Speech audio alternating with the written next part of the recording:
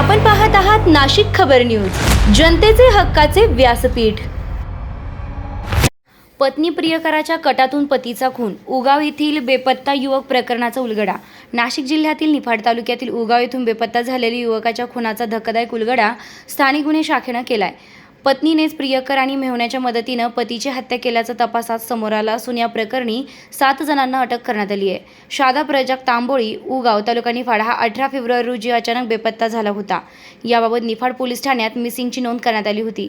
दरम्यान 22 फेब्रुवारी रोजी चांदवड तालुक्यातील परसुल गावाजवळ परसुली चिंचोली नदीच्या पुलाखाली पाण्यात एका इसमाचा मृतदेह आढळून आला।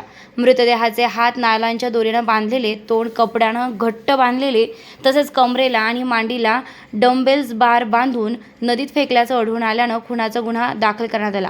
तपासादरम्यान हा मृतदेह उगाव येथील बेपत्ता युवक शादाब तांबोळी याचाच असल्याचं स्पष्ट झालं।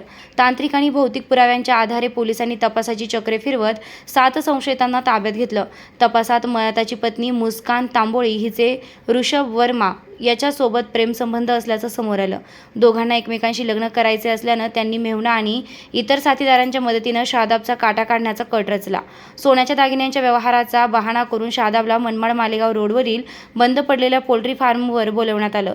तेथे त्याचे हातपाय बांधून त्याची हत्या करण्यात आली आणि मृतदेहाला डंबेल्स बांधून चांदवड निफाड रोडवरील परसुल परिसरातील नदीत फेकून देण्यात आलंय।